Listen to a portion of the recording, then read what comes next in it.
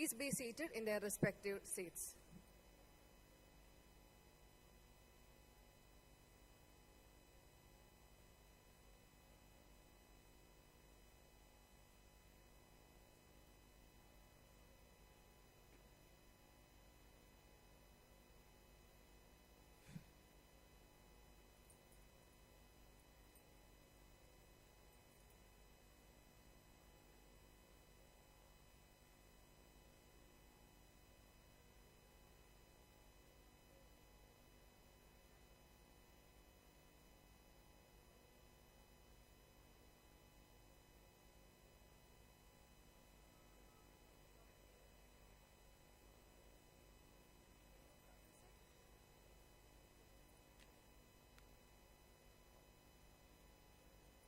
I request all the delegates to remain in their respective seats. We are about to begin the program.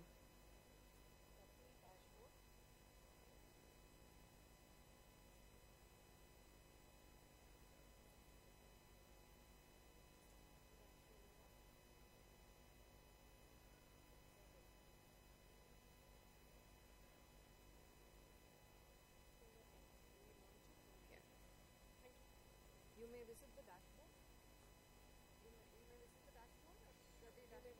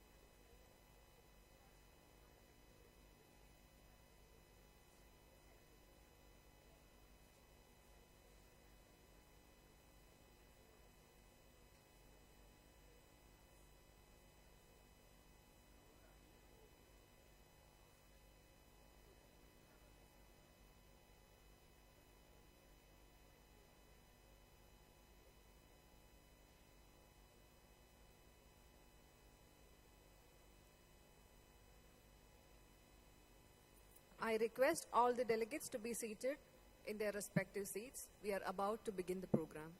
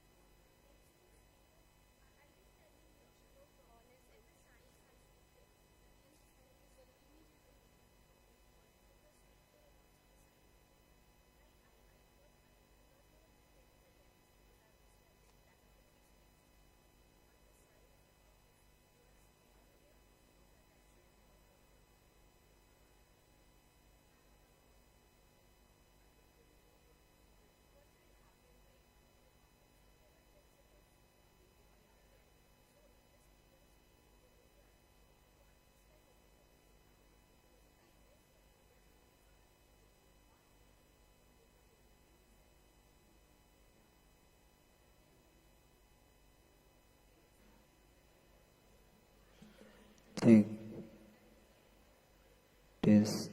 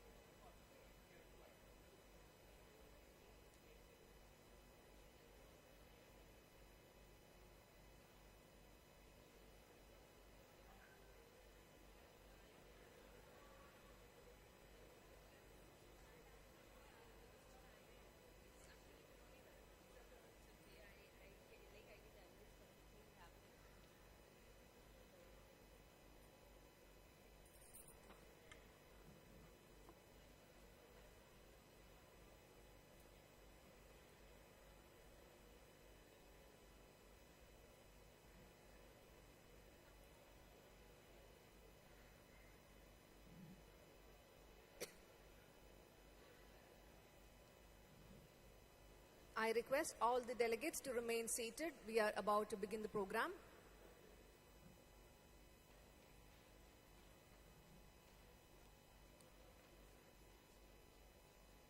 Let us all rise to welcome the Honorable Minister Hardeep Singh Puri sir.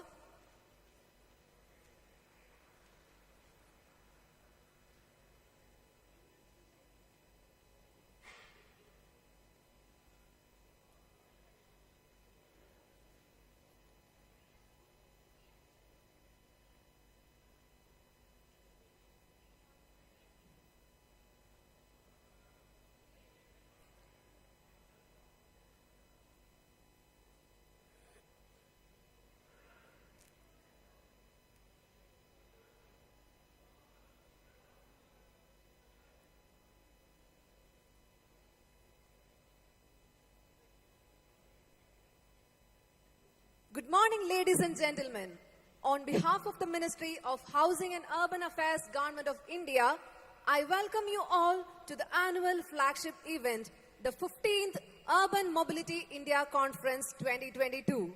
The theme of the conference is Asadi at the rate 75, Sustainable Atmanirbhar Urban Mobility.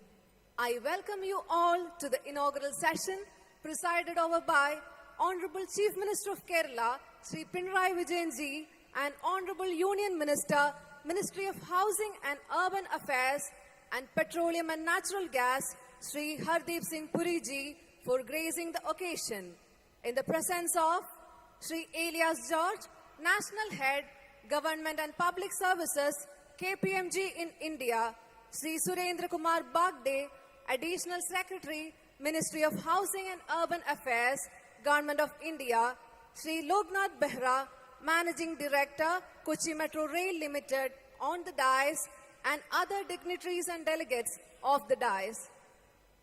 I welcome Honorable Union Minister, Ministry of Housing and Urban Affairs and Petroleum and Natural Gas, Sri Hardeep Singh Puri ji, onto the stage,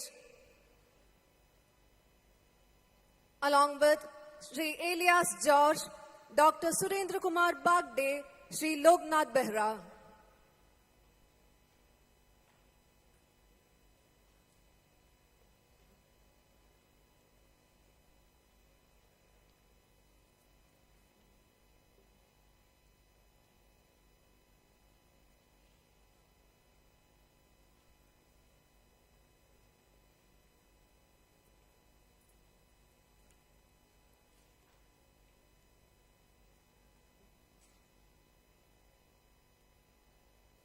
At the very onset, may I request Honorable Union Minister, Ministry of Housing and Urban Affairs and Petroleum and Natural Gas, Sri Hardeep Singh Puri ji, for lighting of the traditional lamp for the auspicious starting of the conference.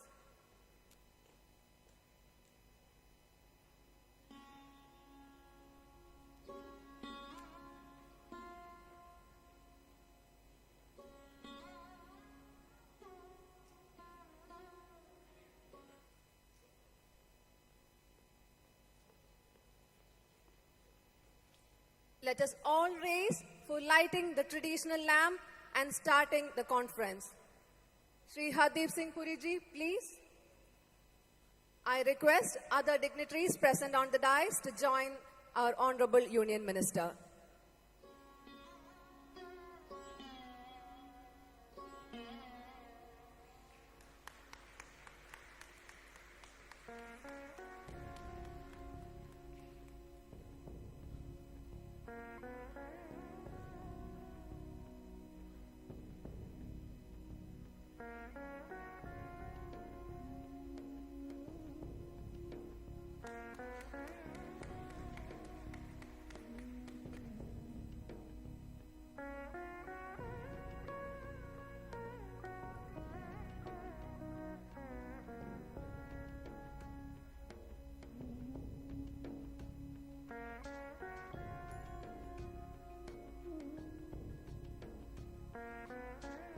Thank you, sir.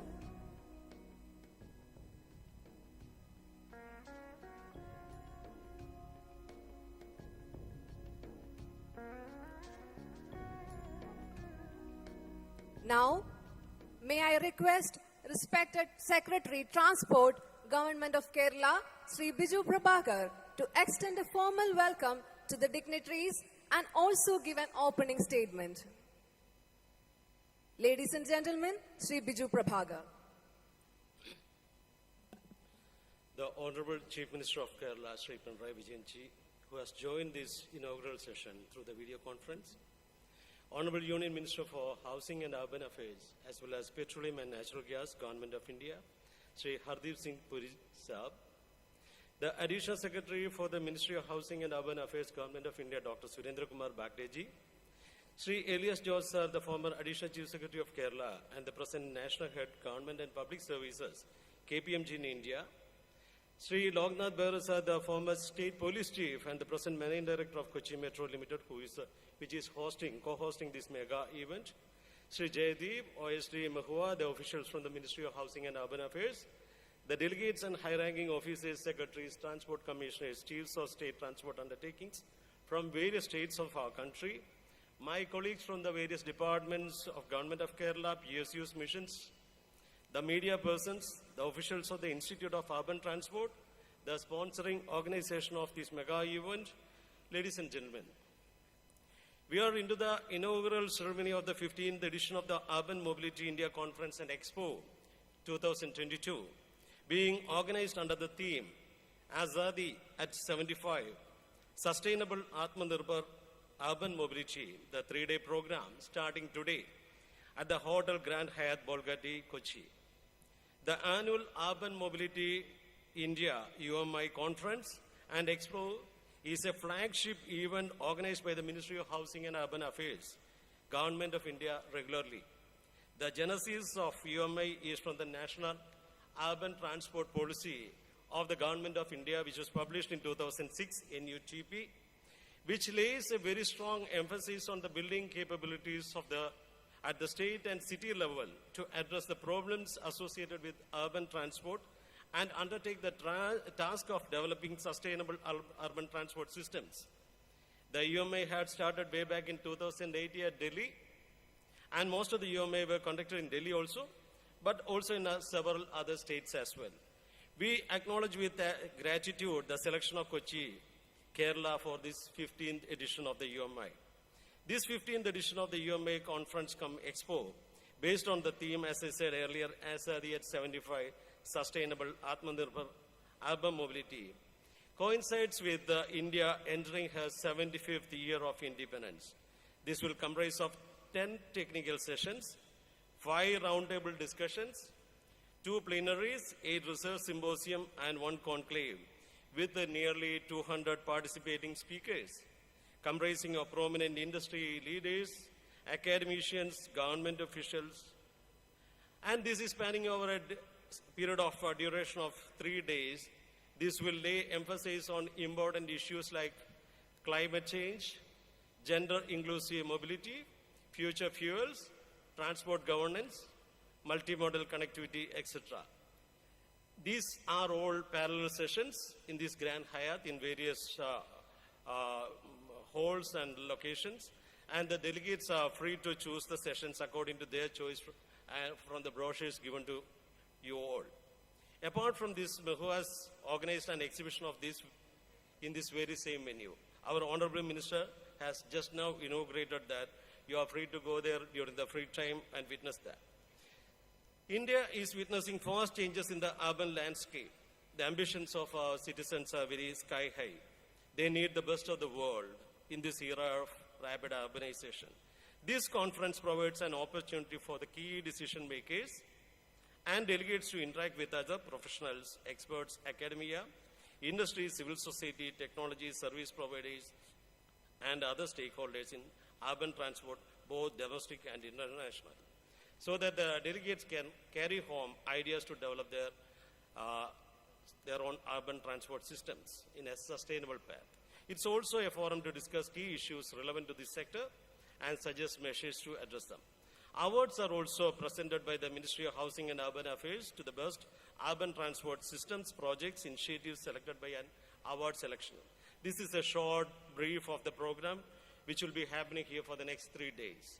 I, on behalf of the government of Kerala, welcome the distinguished, esteemed Honorable Chief Minister of Kerala, Sri Pinarayi Vijayanji, the Honorable Minister for Urban Affairs, Hardeep Singh Puri ji, the dignitaries on and off the dais, the officers from the Ministry of Housing and Urban Affairs, my colleagues from different departments, PSUs and missions of the Government of Kerala, the delegates from the private and other transport organization, the officers from the Institute of Urban Transport, and the sponsoring organizations, the media persons, and all other well-wishers for this event. Thank you. Jai Hind. Thank you, sir, for your welcome address and highlighting the urban transport scenario in Kerala, particularly in Kochi and other cities of the state. We now invite Sri Elias George for the keynote address. Mr. Elias George is National Head, Government and Public Services, KPMG in India. Prior to joining KPMG in India in 2018, he concurrently managed 3 significant urban development and urban transit projects such as Kochi Metro, Kochi Metropolitan Transport Authority, and the Kochi Smart Mission Limited. Mr. Elias George, please. Thank you. Honorable Union Minister for Housing and Urban Affairs, Petroleum and Natural Gas, Sri Hardeep Singh Puriji, Honorable Chief Minister of Kerala, Additional Secretary Sri Bagde, Secretary Transport, Government of Kerala, MD Kochi Metro, Sri Bera, dear friends and colleagues. As we all know, the beating heart of India is supposed to be in our villages, but it's our cities which are going to be our salvation. Given that more than 1/3 of India's population resides in our cities, and this is much higher if you look at satellite imagery regarding urban forms, and also given that at some point of time it will cross 45% and all that, and given that the economic engines of the country are coming from our cities, all our talent, all our creativity, and that extra energy which is needed to propel this country forward all resides in urban enclaves. Fixing India's cities would be one of the top 10 wicked problems that our country is facing in the future. And this is why we are all here today. The second thing I want to say was that the key to fixing a city, to improving the ease of living for all city dwellers, is basically fixing the urban transport system, which is basically the central nervous system of a city. Every other part of the city dynamics revolve around the urban transport system, be it basically pollution and carbon emissions. We all know that about 70% of worldwide CO2 emissions emanate from urban locales.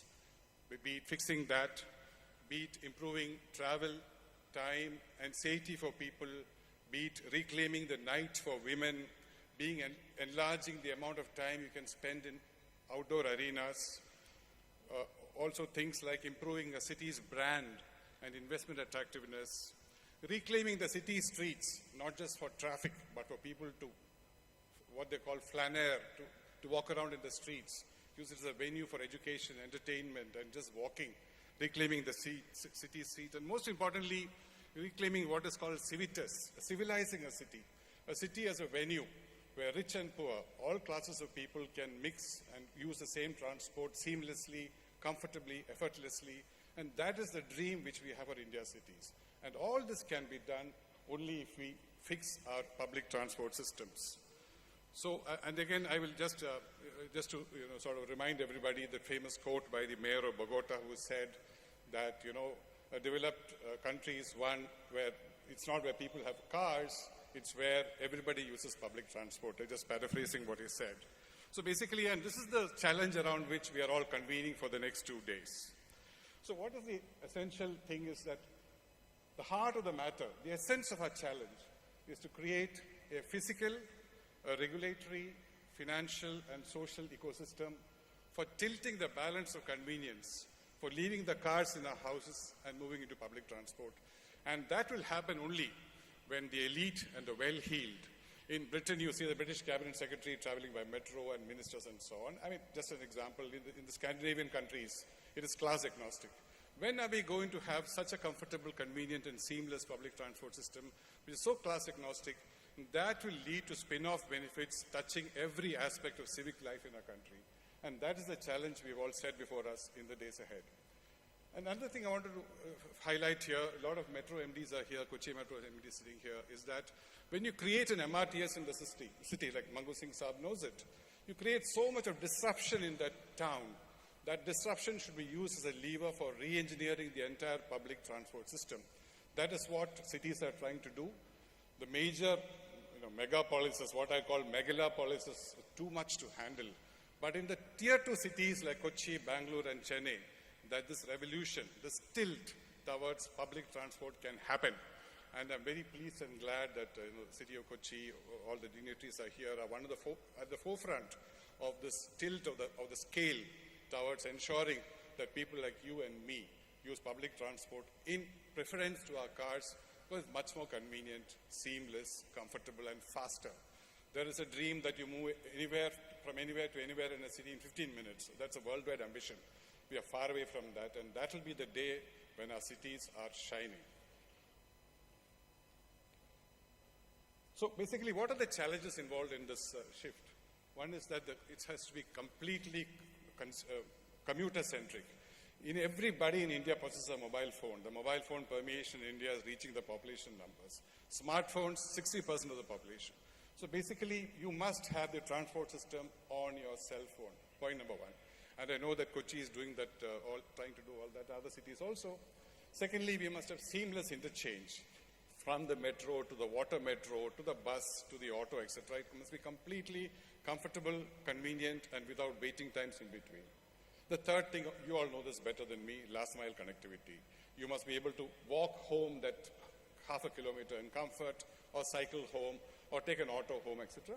And of course, integrating land use, using the MRTS as a lever for re-engineering the entire residential dynamics or the commercial dynamics of a city. So basically, I won't take long. What are the challenges here? You know all this. I just want to refresh your memories. The Motor Vehicles Act, the amendment has a section 69, which provides a seed in terms of that legislative motivation. But frankly, that needs to be enlarged. It's got to be made mandatory. And that nudge, that legislative nudge is needed for cities like Kochi or Bangalore, or Delhi or whatever, to transit towards having a seamless interchange system.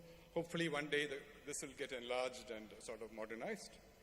Secondly, and forgive me for being very frank, the problem with transport management in our cities is traditionally city governments have been regulatory weak entities because of various legacy issues starting from British days.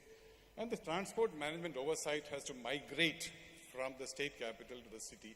That's not happening now. It's a people who know the streets, who know the alignments, who deal with the problems, who have to manage this transport, etc. And this UMTA, which Kerala has done, which Chennai has done, which Hyderabad has done, is a step in the right direction. But more needs to be done to migrate governance of transport into the city. Third thing is the fiscal incentives and disincentives. France has got a wonderful system where they tax the employer and pay back the employee for the transport cost, etc., so that you go on public transport. Disincentives can be like congestion charges, you all know that. Of course, traffic priority. Kochi Metro had done a study way back which said that 50% of the city's people move in buses, but they consume only 5% of the traffic in the city. And that's the kind of illiberal road democracy. We need to move towards a road democracy where the 60 people in a bus and 2 people in a Merc are given differential treatment in terms of traffic lights and lanes and all that. Go on. So what I wanted to say in conclusion is that our dreams are well within reach in our tier 2 and 3 cities. Kochi, Hyderabad and Chennai have got their own regulations, more to be done. Kochi, Barasab is here. We have the Kochi One Card, the Kochi Open Mobility Network. The buses and autos have been integrated in a small way. Challenges there still remain. And the water metro, and once it comes, Kochi will be one of the, I think, the second or third city in the world where the where the boats will be integrated with the metro system. 25% of the city is underwater. We have the lagoons. Can you imagine the brand equity of Kochi once people can seamlessly move from a bus to a metro and cruise in those lovely waters going where they want for tourism or commercial purposes? So basically, last message I want to give is that realizing this is an intergenerational effort. It cannot be done in 5 years. Probably our children will get the benefit of this vision we are aspiring to. And this cannot be done by governments alone. If you want to realize your dream of a sustainable, seamless, integrated and convenient urban transport system, where we prefer to jump into that than to take our cars out of the garage, it has to be a coalition of everyone. Governments can't do it alone. city managements can't do it alone. There must be the popular will and the popular movement behind it. We need a movement towards integrating public transport. With these, I end my words. Thank you so much. Thank you, Sri Elias George, for your inspiring keynote address. May I now invite Honorable Union Minister of Housing and Urban Affairs and Petroleum and Natural Gas, Government of India, Sri Hardeep Singh Puri ji, to illuminate us with his outlook and perspectives and deliver his address. Honorable Chief Minister, Shri Pinarayi Vijayan ji, my friend and collaborator, Shri Elias George ji, Head of Government and Public Services in KPMG, Dr. Surendra Kumar Bagde ji, my colleague, Additional Secretary in the Ministry of Housing and Urban Affairs, Shri Biju Prabhakar ji, Principal Secretary, Department of Transport, the State Government, Shri Loknath Behera ji, Managing Director, Kochi Metro Rail Corporation, distinguished guests and dignitaries who have joined this program. Let me first of all say how happy I am that this 15th edition of the Urban Mobility India Conference and Exhibition is being organized in the beautiful city of Kochi. I express this happiness because Kochi has distinguished itself as an exemplar city for promoting seamless public transportation in urban areas. I'm also particularly happy this morning because I see not only in the first row but in other rows many friends and colleagues whom I have had the privilege of getting to know in the last 5 years that I have been Minister for Urban Transport, and about whose contribution to the organization and success of the ventures that we are undertaking in public transportation, particularly the metro system, I think needs to be applauded. I must share with you a personal experience. When I was a young diplomat, at the age of 22 or so, 22, 23, I went on my first posting to Tokyo. And I saw the contribution that the metro system was making in the city of Tokyo, which is a large megapolis. It was then also, and I am talking about the year 1976 beginning. It had a fairly heavy ridership in terms of numbers, was extremely well organized. And I used to wonder when we in India will embark on that journey. And the other day, I must share with you, when I was present with the Honorable Prime Minister at the inauguration of an urban transport thing. I think it was the Vande Bharat train from Ahmedabad to Mumbai, and I happened to recall and saying that now we are climbing the ladder of countries which are in the top few in terms of kilometrage on metro lines. I think we have reached 810 or so, if I am not mistaken.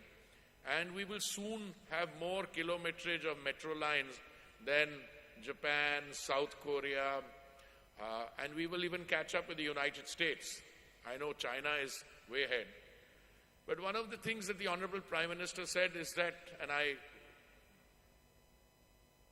think all of us should acknowledge, we have been able to learn from the experience of other countries.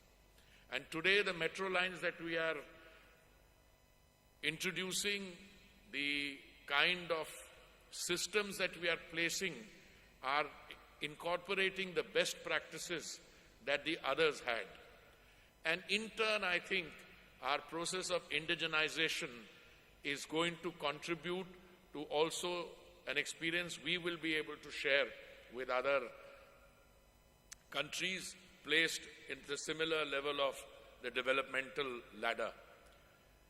And I must again share with you a sense of satisfaction that I get, having been now associated with urban transport and the evolution of our metro systems and other urban transport systems over a period of 5 years, that when and 5 years is a long period. You can go to when the start of the process was done and you reach within a few years to the inauguration.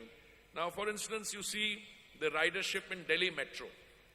It used to be 65 lakhs before the pandemic. We are fast approaching that. I see other metro systems in operation. I think the metro system in Kochi has about 80,000. I went recently to some other states. There is a widespread public acceptance of the need for efficient public transportation and the demands that we get from the state governments, because these are all capital-intensive systems.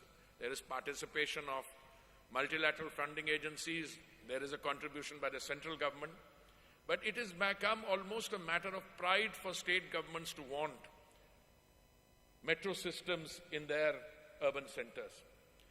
To which our response always has been that we encourage that, but equally we encourage putting in place those kinds of systems which are better suited. So I think in some cities, instead of metro system, metro light or neo metro may be more appropriate, but we are learning as we go along.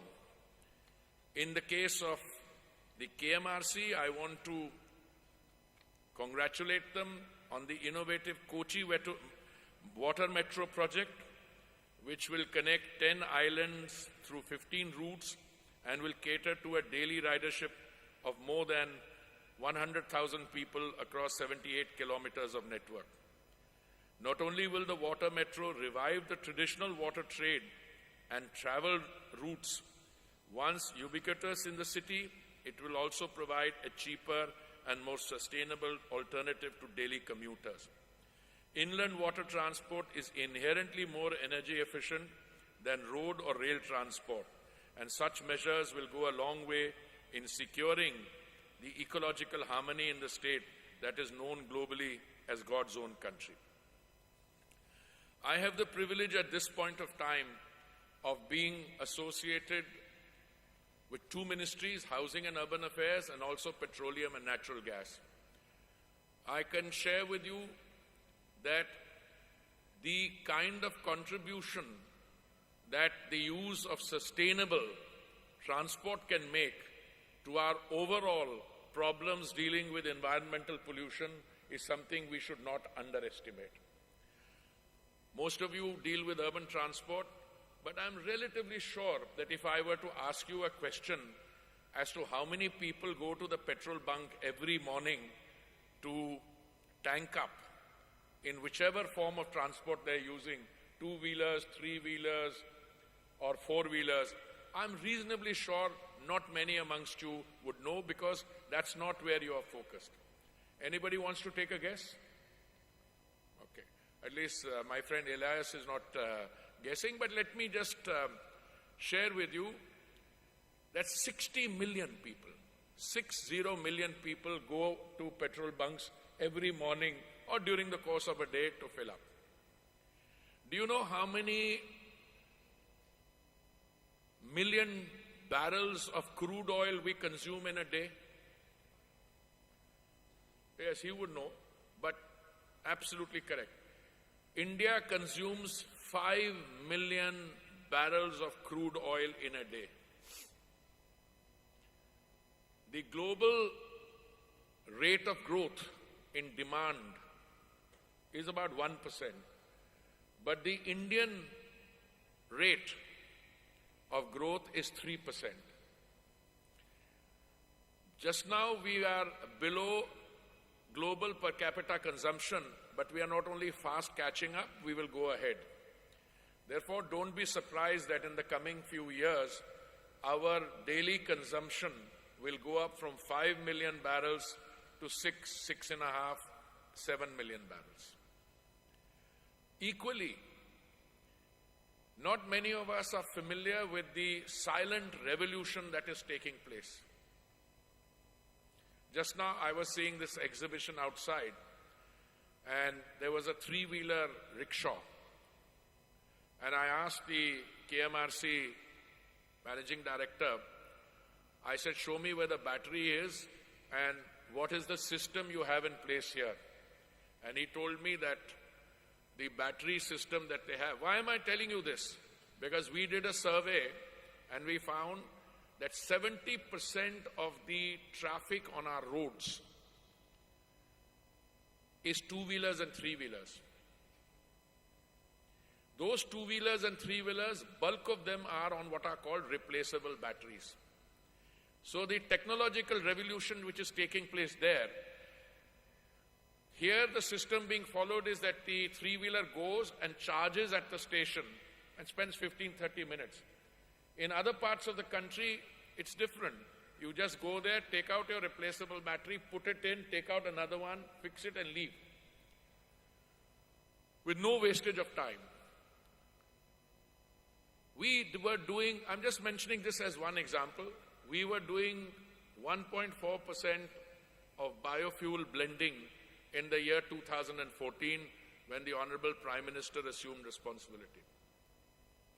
We had 10% biofuel blending target for November 2020. I'm very happy to share with you that 5 months before that target, we already achieved 10% biofuel blending. We had a target of 20% biofuel blending by 2030. We have brought that target date faster and we will do it by 2024 or 25, in 2 years from now. We will have E20 blended fuel available as a pilot project in our petrol bunks in a few months' time, before April of next year.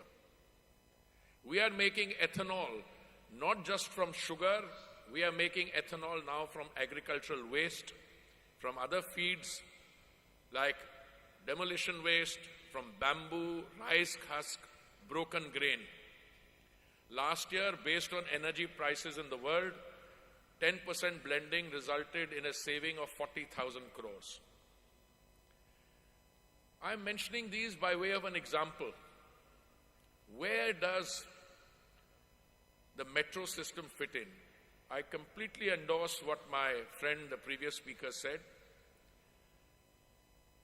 And I think what I draw inspiration from is that we will reach a stage in which a professional, including all of you sitting in the front row, will one day decide that they are not going to use your personal transport to go to work, but you will leave your home, take advantage of the last mile connectivity, get into a metro, go to your place of work, and reach your place of work in 1/3 the time in an equal comfort and energy efficiency multiplied so many times over. I think the government has been very clear in terms of its own philosophy that what we want to do is to move people around. Therefore, when I see, and in one way it is a sign of an economy which is doing well, when I see the sale of expensive vehicles and SUVs, etc., scoring up, that I think is a segment of our population indulging itself in terms of demonstrating what money can buy. But from the point of view of a person who now has to sit and think about these, along with my friends Mr. Agarwal and all of you sitting here, I would much rather that we allow those people to indulge themselves, but we produce very efficient public transport systems like the Delhi Metro. I'm paying a tribute to my predecessor, who, when he was Minister for Urban Affairs, before he became the Vice President of India, very often he would leave the personal car to take a metro to go to the airport. I also have done this once or twice, but then I think back and say, how much more dislocation am I causing? Because if my having to use a metro means that I have to position my car at the other end, in any case to pick me up from the metro station to take me to the airport, then the car has consumed as much petrol, so I'm not saving anything. But I'm pretty sure that the kind of analogy that the previous speaker was giving, where you have prime ministers of country, you have senior ministers with their briefcase in hand, get into a queue and get on a public tube in the UK or elsewhere. But for that, we have to take certain other steps. Last mile connectivity in particular, and that kind of tweaking in the ecosystem of public transport, which I think we are not only capable of doing, but which is in process. My own personal view is that the real revolution, look, we can sit today and gloat over our achievements, that in the year 2002 we were at nil point. If you leave aside the Calcutta Metro, which was a railway run operation. We started at zero in 2002, we are at 810 kilometers. The rate at which we are going, I'm confident we will go past the Japanese kilometrage, the South Korean kilometrage, and even the US. Why? Because those are mature systems. They are mature systems. They may or may not add. They will modernize their systems, they will upgrade them. But I don't see them adding more because they're already at the point where it is possible for somebody living in Connecticut, even somebody very well-to-do, to just go and take his or her car, drop it at the metro station, take a train into Manhattan and, walk to office. But in India, the tier 2 and tier 3 cities and the other metropolitans, the systems will grow, as will the Kochi Metro with the next 12.8. But the other kind of tweaking that we are having to do, I think that has already begun. Now, it's interesting that our discussion today is taking place, I think, 2 or 3 days before the COP27 meeting. And the rate at which targets are being set for meeting sustainability objectives. And I was personally delighted when the Honorable Prime Minister made those commitments in Glasgow. Because we as a system function when we have a deadline. And I was even more delighted when my oil companies set themselves even more ambitious targets. Green hydrogen clearly is the name of the game, and that is where the future will lie. I told you about electric cars, whilst the energy prices were shooting up last year for whatever reason, I don't want to go into a discussion, cut in production by the OPEC plus. Billions of dollars was coming into India in the electric vehicles, battery electric vehicles ecosystem. The figure in 21-22 was about $1.9 billion. I saw the figures for the first 9 months, it was about $900 million already, and this may not even take into account many other projects about which we don't know. The rollout of electric cars will take place, electric vehicles will take place at a very fast rate. Equally, we should take great pride that Indian entities have entered into agreement to sell green ammonia to companies in Germany, to Singapore. They are having a new electricity turbines from GE. They're using Indian green ammonia. This evening in Delhi, I will be participating in a curtain raiser for a F1 event which is going to use electric vehicles. So there is a silent revolution taking place. But what are we building towards? I think a good target to keep in mind is 2047. Why do I say 2047? We will be 100 years old as an independent country. But more than that, the Honorable Prime Minister has set 5 broad objectives, the main one of which is that we should be a Viksit Desh or a developed country by 2047. And I am reasonably sure that at the rate at which we are going, we are the 5th largest economy today. We will be the 3rd largest economy by 2030, but well before 2047, we will be a developed country. what will that require in terms of urban transport? So when you meet in your 10 technical sessions, in your breakaway groups, I think the time has come for us to start applying ourselves in terms of our own thinking and to think big. I was having a little bit of a brainstorming with my colleagues this morning when Jaideep, our nodal point in the ministry, I said, what is your target for 2047? Informally, he said, well, we are talking about 5,000 kilometers. Well, if you're 810 kilometers today with another 1,000 kilometers under construction, that's 2,000. Will the time from now to 2047 be 5,000? I mean, I always applaud a civil servant's mature, conservative approach. But I had the same problem when I was civil aviation minister. You know, my secretary used to tell me, we have 760 aircraft in the sky today. By such and such year, we'll have 1,200. I said, I'm not a betting man, but I'm happy to take a bet with you. It'll not be 1,200, it'll be 2,000. Now, if you go around our airports and see how the planes are chock-a-block full, many of the aircraft are not being utilized, not because they don't want to use the aircraft. There are no parking slots. After Jewar Airport is built on the outskirts of Delhi, the combined traffic that will be carried by Indira Gandhi International Airport and Jewar together will be more than Heathrow, Gatwick and Stansted, which is 140 million passengers a day. I'm making points which are they are not rocket science, they're absolutely staring you. All right, if we have 140 million passengers which our civil aviation carriers will carry, let's say, between Delhi and Jewar, I ask you the question, what kind of urban mobility do you require there on the ground? So I think the time has come, and I'm going to conclude myself with that. You have global experts here, you have funding agencies, you have people with experience. Start looking at what the India of 2047, the Honorable Prime Minister says a colonial mindset should go, but I think a very ambitious urban transport related issue comes up. And that issue is, there is no way we can do it on fossil fuel. That the other ministry of mine will have to deal with. That's why our OMCs are going into green hydrogen with vengeance. Because for green hydrogen, you need to create demand. Yes, that was coming.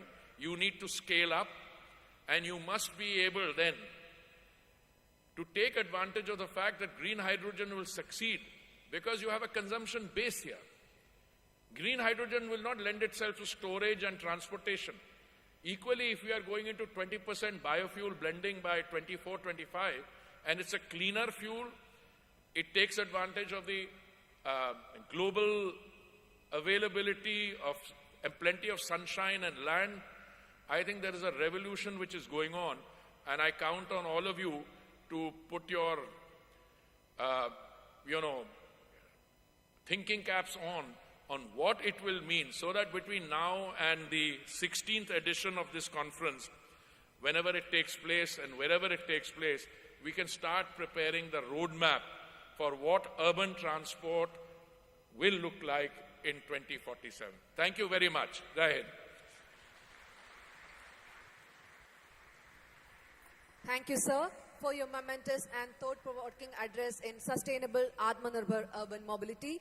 You have touched the real issues and concerns. It offers suggestions for future initiatives in sustainable mobility.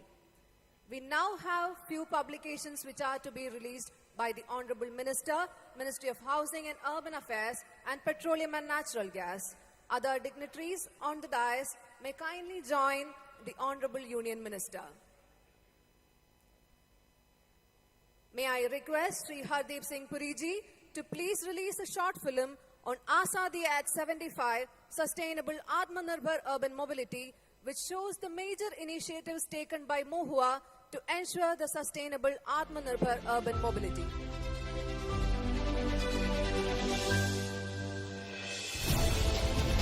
With India witnessing rapid urbanization, our cities will become drivers of economic growth, bringing vast opportunities for development. In consonance with global commitments for sustainability, their evolution in the future will rest on a resilient, self-reliant and sustainable transport. 21वीं सदी के भारत को देश के शहरों से नई गति मिलने वाली है। हमें बदलते हुए समय और बदलती हुई जरूरतों के साथ अपने शहरों को भी निरंतर आधुनिक बनाना जरूरी है। In pursuance with Honorable Prime Minister's vision for betterment of every citizen's well-being and quality of life, urban transport systems are witnessing a massive overhaul across India through various policy initiatives and infrastructure development programs. With our metro network expanding across multiple cities, India has brought manufacturing of rolling stock alongside several other infrastructure components to its doorstep, thus becoming an export powerhouse.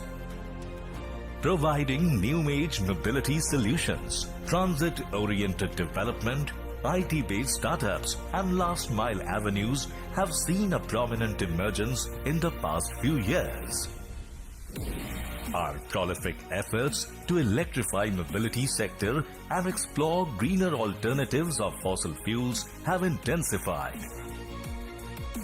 Indigenization and standardization under Make in India and Vocal for Local initiatives will contribute significantly towards multi-dimensional growth and realizing our dream of Atmanirbharta in these evolving times.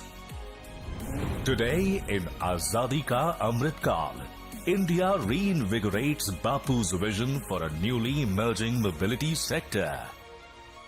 आत्मनिर्भर भारत का हमारा संकल्प inward looking नहीं है। Global economy को ज्यादा resilient, ज्यादा stable बनाने के लिए, विश्व में शांति के लिए एक सक्षम भारत का निर्माण ही इसका लक्ष्य है। Encompassing the spirit of Vasudhaiva Kutumbakam at COP26, one of India's Panchamrit Net Zero by 2070 is a promising step for greener mobility solutions towards realization of Ek Bharat Shreshth Bharat. Now, I request the Honorable Minister to kindly release the toolkit on Gati Dashboard on Urban Transport, which is an interactive and user-friendly dashboard for urban transport in India under the aegis of Ministry of Housing and Urban Affairs.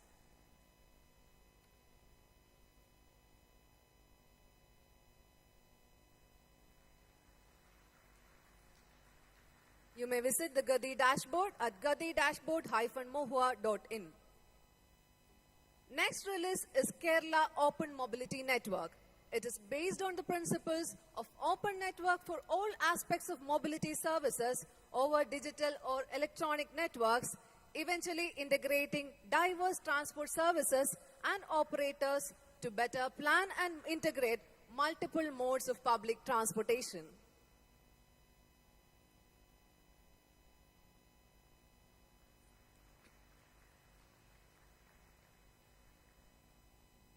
The next release is Green Urban Mobility Partnership newsletter highlighting the activities under the mobility sector. It is published annually by KFW and GIZ as part of GUMP. Another release is a compendium of e-auto electrification program in Kochi. It emphasizes on a fast and effective transition to three-wheeler fleets which can be easily achieved through local policy action. The last but not the least is the release of India's electric vehicle transition managing fuel tax revenue. It estimates fuel tax revenue losses from electronic vehicles and evaluates alternative taxation options for the government to recover these losses. Thank you, sir. May I now request Honorable Chief Minister of Kerala, Sri Pinarayi Vijayan ji, addressing us from Trivandrum, to kindly give his inaugural address.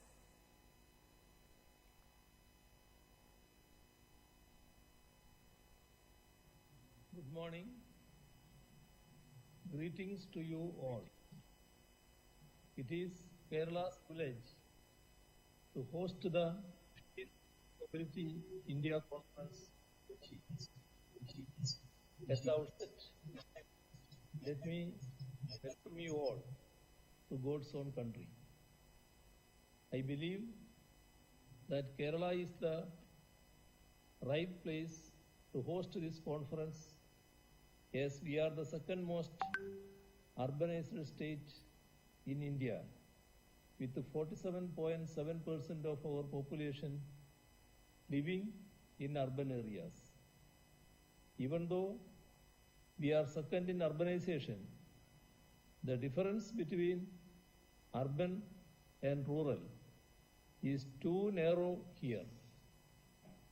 The entire stretch of the state can be considered as a semi-urban continuum with all the basic facilities available irrespective of the urban-rural divide. Moreover, we have the highest density of vehicles in India at 420 per square kilometer, and Kochi has the highest density of vehicles among the cities and towns of Kerala.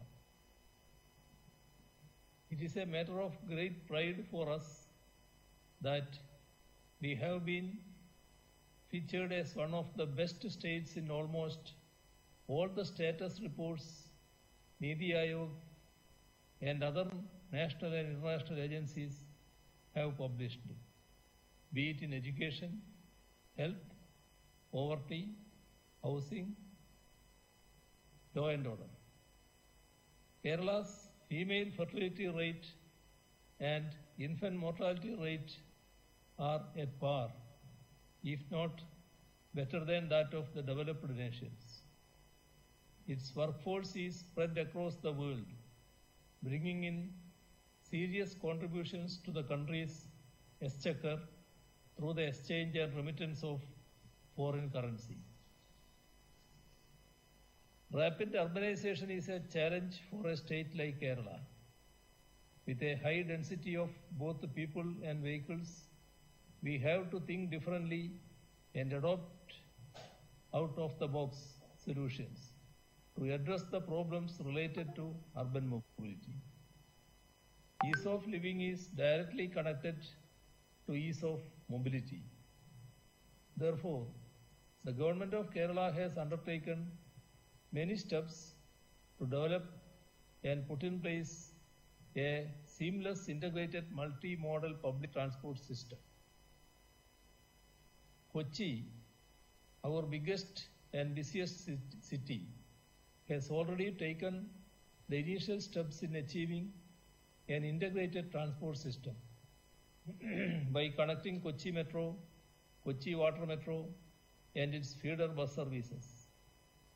We are in the process of improving the first mile and last mile connectivity and promoting non-motorized transport systems. Cutting-edge technology is being utilized so that seamless movement using unified ticketing solutions would be possible. It is a model worth emulating in other parts of the country. The Kochi Metro can be seen as the heart of the integrated multi-modal public transport system being developed for the city.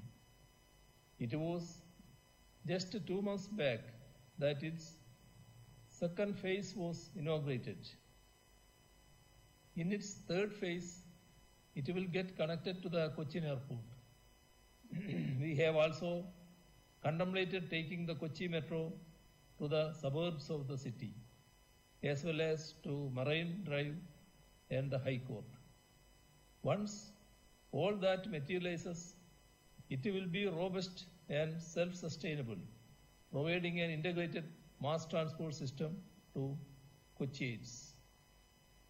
In various ways, Kochi, the queen of the Arabian Sea, is a unique city in the country. It is surrounded by water bodies and has many islands. Therefore, in ensuring integration of the public transport systems in the city, water transport has been accorded a pride of place.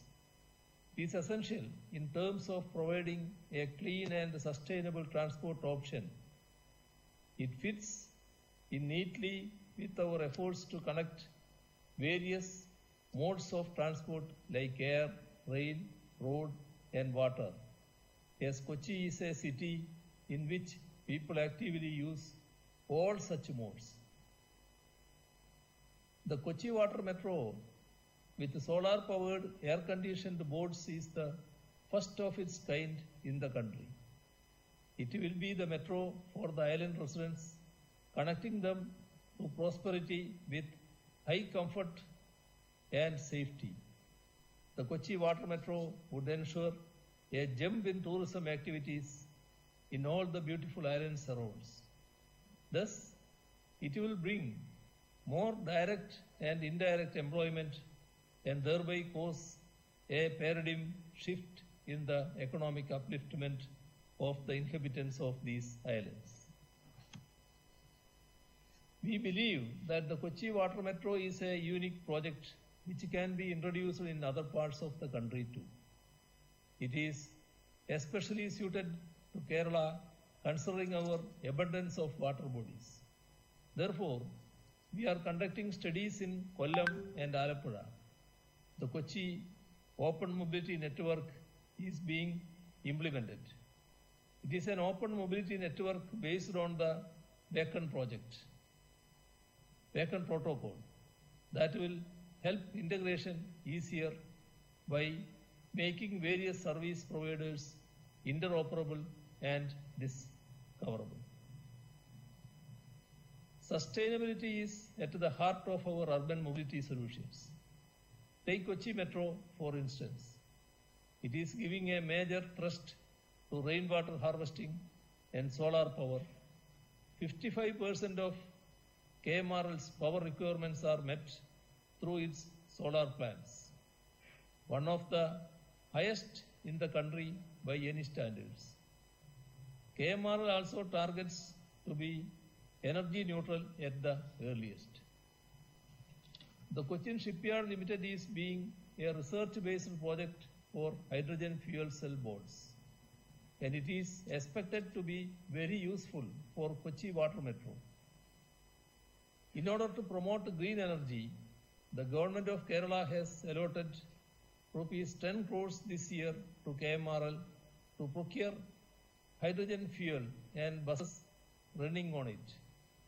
We are hopeful of further assistance from the Government of India in our green initiative surrounding mobility. Without a policy that enables infrastructure, development will be lopsided.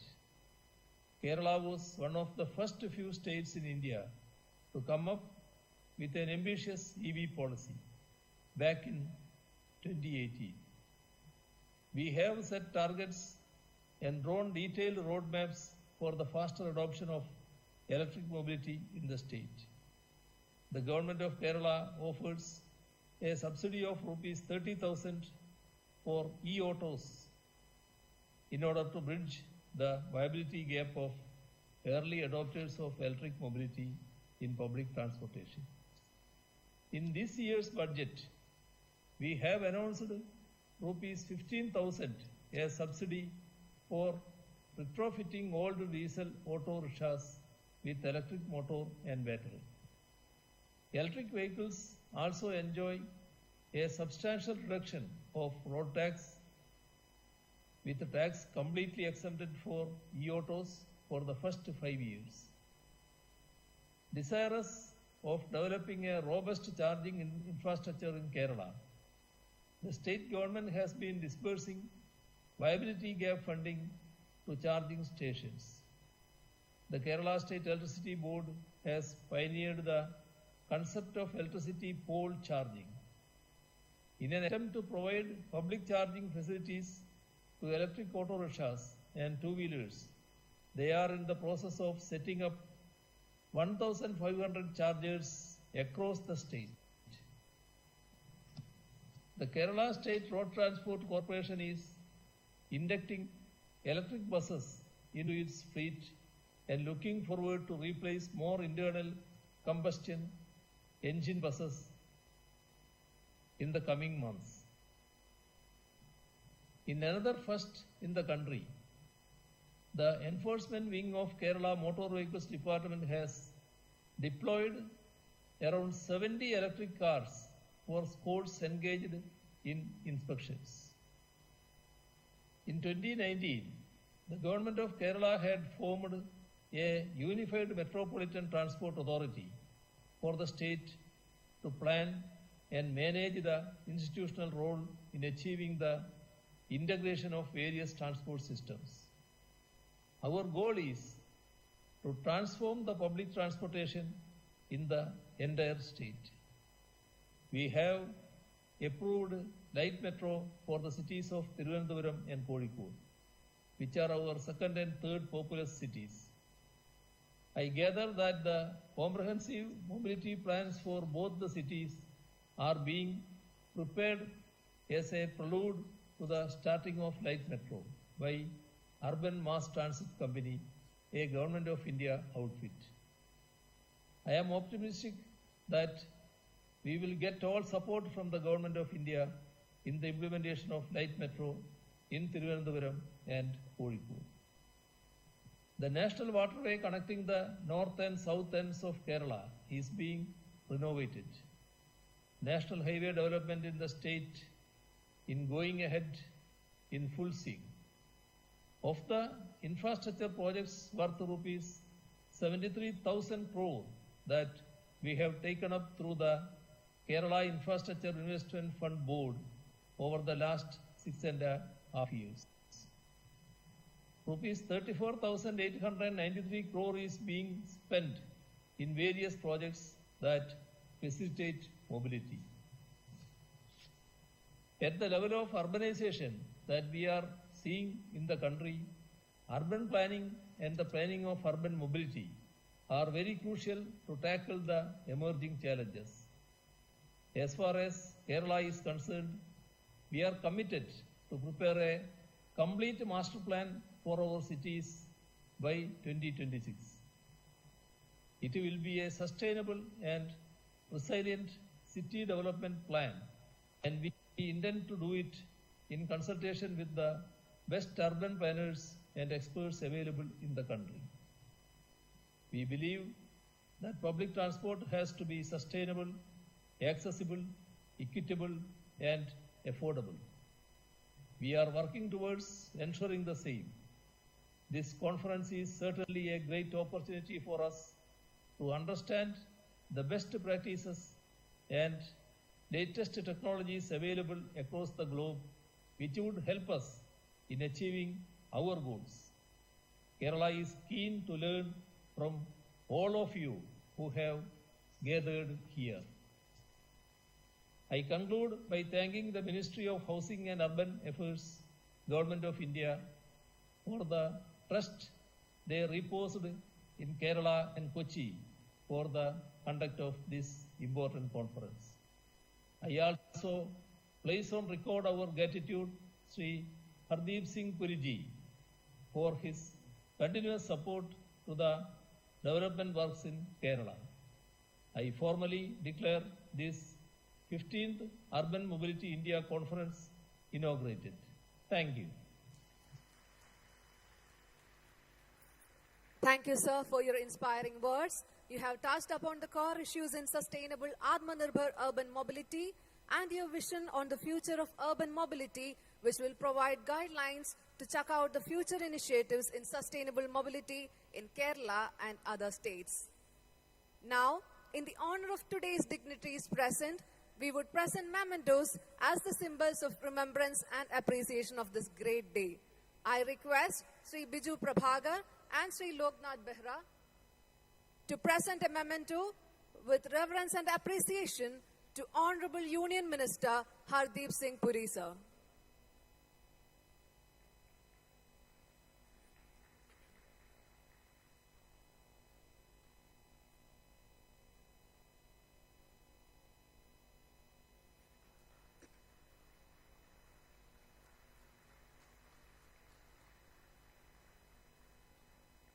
Thank you, sir. I request Sri Bagde to present a memento to Sri Elias George.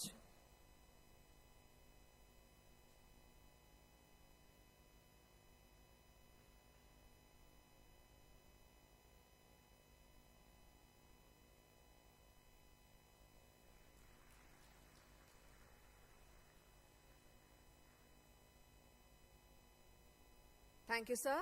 Now, let me invite Sri Jayadeep, OSD, Ministry of Housing and Urban Affairs, onto the stage to honor the guest of honors.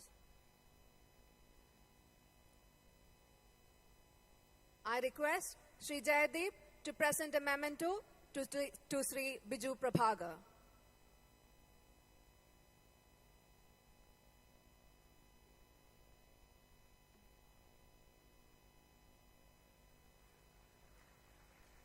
I request Sri Jayadeep to present a memento to Sri Loknath Behra.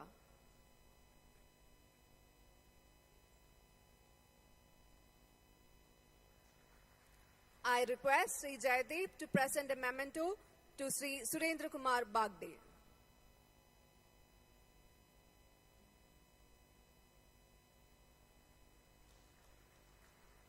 Thank you, sir.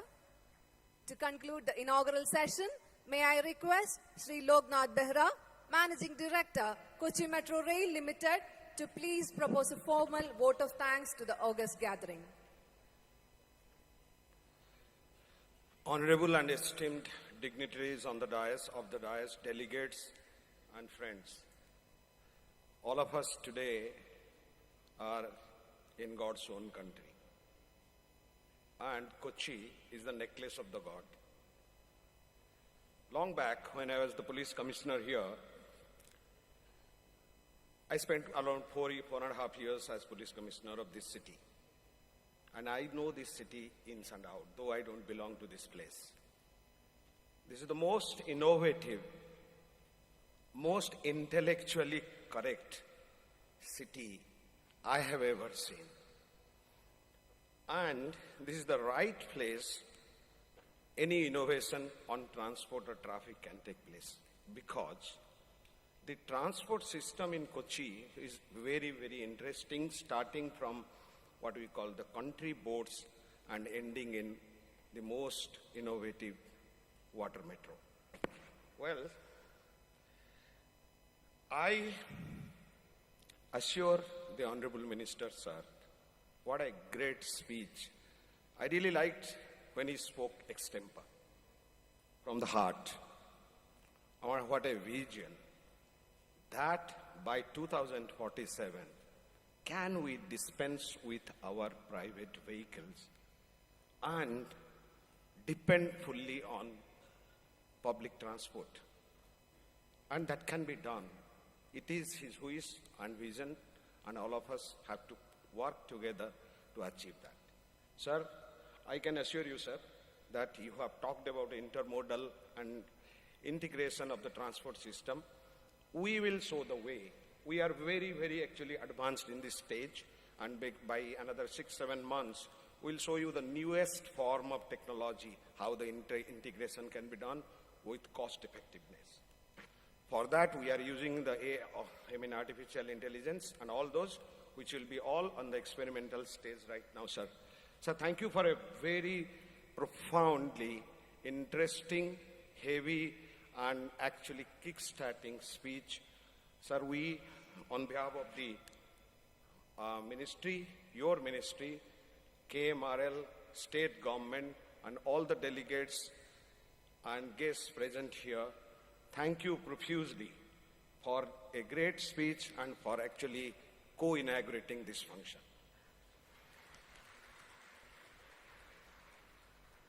Honorable Chief Minister talked about innovations, integrations, etc.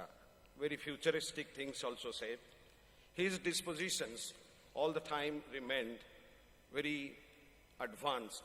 In fact, he once asked me how to actually use the AI in the metro operations. We are actually working with some universities on this particular work. So I thank him for joining us from Trivandrum. Due to some exigency, he could not actually come. initially he planned to come, but he said he will join through the VC to virtually. Thank you, sir, for your thought-provoking speech in the inaugural section. And as Mr. Elias George, I can tell you one thing, because he is actually a role model for various people here, bureaucrats, police officers, etc. He is very innovative from his, sub-collector days. Both madam and sir, they both are actually IAS officers, both worked in Government of India as well as in Government of Kerala. Thank you, sir, for a very interesting speech. And in fact, Water Metro was initiated by him. We only actually took it forward. So, sir, thank you for actually spending time. And whereas Dr. Bagde, Sri Jaideep, and Serene, who did the comparing, all distinguished guests and delegates who are with us today, thank you very much. I wish all of you who have come from outside an enjoyable, intellectually exciting, and culturally fulfilling stay in the necklace of the Queen called Kochi, and that is the beauty. And if you can get a little time out, please go outside to see how beautiful it is. And I also thank various people who worked facelessly, hotel people, the event managers, many people facelessly for their contributions. And we did it quite fast. And thank you for, braving the odds and doing this.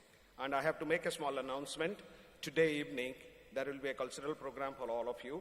You can kindly attend. And after that, the invitees will be attending a dinner hosted by the state government. Thank you. Jai Hind. Thank you, sir.